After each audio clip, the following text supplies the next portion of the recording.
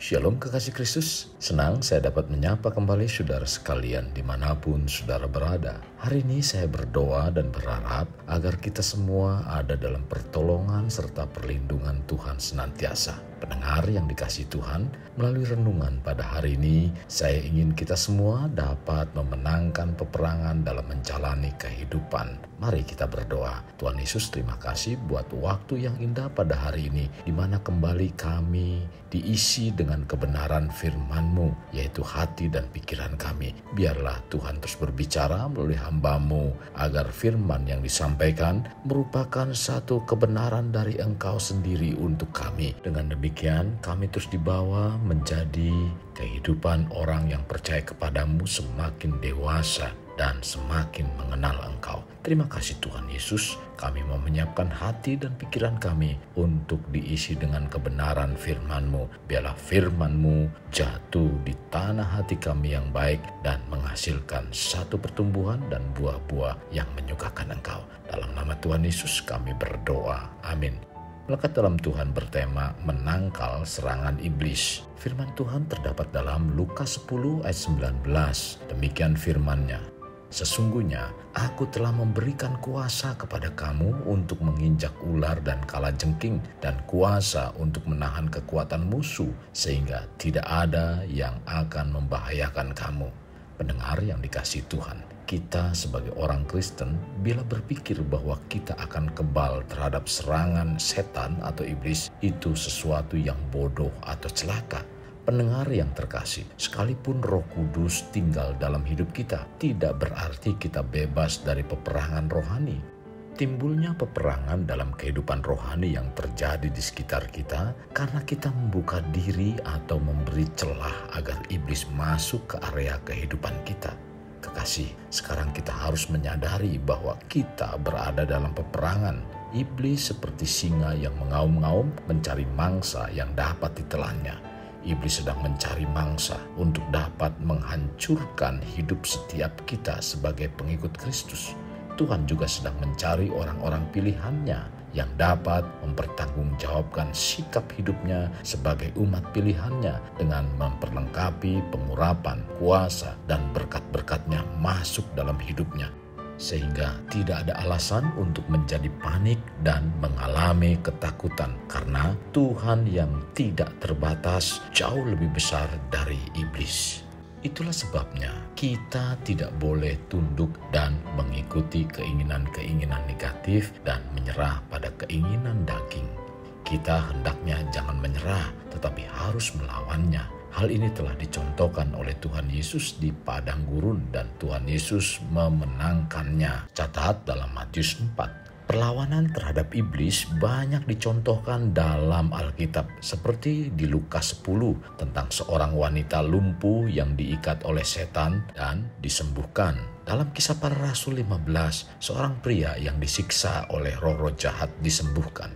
Dan banyak lagi lainnya yang dinyatakan dalam Alkitab. Dan semua itu sesungguhnya dapat memperoleh kelepasan dan kemenangan melalui firman Allah. Dan firman Allah ini memberikan kita memiliki iman. Dan itu sebagai perisai yang dapat menangkal serangan iblis. Firman Tuhan juga sebagai pedang roh yang dapat menghancurkan musuh kita, yaitu iblis. Kekasih Kristus, banyak anak Tuhan mengetahui bahwa firman Tuhan penuh kuasa, tetapi mereka hanya sebatas mengetahui dan tidak menyadari bahwa kita harus siap siaga senantiasa. Serangan ini bisa saja muncul dari istri, suami, anak, maupun orang tua yang dapat memancing emosi setiap kita untuk dapat meledak. Bila kita waspada, maka kita dapat mengendalikan pikiran, perasaan, dan lidah kita. Ingat, iblis dapat datang melalui pikiran, perasaan, perkataan yang kita ucapkan yang dapat menyakitkan perasaan. Maka jangan biarkan hal-hal yang negatif dalam pikiran, perasaan, dan perkataan berkeliaran dalam diri kita. Pendengar yang terkasih, jangan menganggap sepele bahwa itu kan hanya percekcokan kecil dan nanti juga akan reda dengan sendirinya. Justru melalui yang terlihat kecil seperti ini akan memunculkan serangan selanjutnya dan mungkin dapat mendatangkan serangan yang lebih besar, bahkan dapat menghancurkan hidup kita. Para pendengar yang dikasihi Tuhan, kita tetap siaga dan jangan sampai iblis mencuri. Sebab ketika iblis masuk mencuri, tidak hanya mencuri, tetapi ia akan membunuh dan membinasakan. Kekasih, ayat tersebut tidak berhenti sampai di situ. Tuhan Yesus melanjutkan dan mengatakan, "Aku datang supaya mereka mempunyai hidup dan mempunyainya dalam segala kelimpahan." Tercatat dalam Yohanes 10 ayat 10. Kekasih, iblis dapat mengisi pikiran kita dengan luka, kepahitan, kemarahan, dan rasa bersalah tentang masa lalu. Bila hal ini terus bercokol, maka iblis telah menghancurkan kita sekarang yang seharusnya kita beroleh kehidupan yang berkelimpahan. Kalau iblis dapat memenuhi pikiran kita dengan kekhawatiran, ketakutan, dan kecemasan tentang masa depan, maka iblis secara tidak langsung, yaitu lambat laun, pasti menghancurkan kehidupan kita yang seharusnya mendapat hidup berlimpah dalam Tuhan. Untuk itu, ingatlah bahwa Tuhan Yesus telah menyampaikan di mana dirinya dan firman-Nya dapat menangkal serangan iblis. Pendengar yang terkasih, untuk dapat menghancurkan dan menghentikan serangan musuh yaitu iblis, kita sebagai umat pilihannya harus mengenakan semua perlengkapan senjata Allah.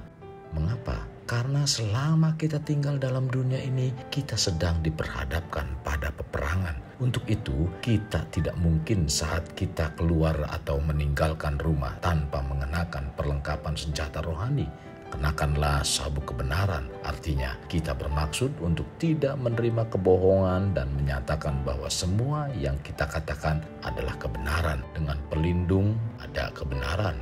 Artinya kita bersyukur kepada Tuhan atas kebenaran Yesus Kristus yang diperhitungkan kepada kita sebagai keselamatan, serta menyatakan bahwa segala sesuatu yang kita lakukan hari ini akan benar dan baik.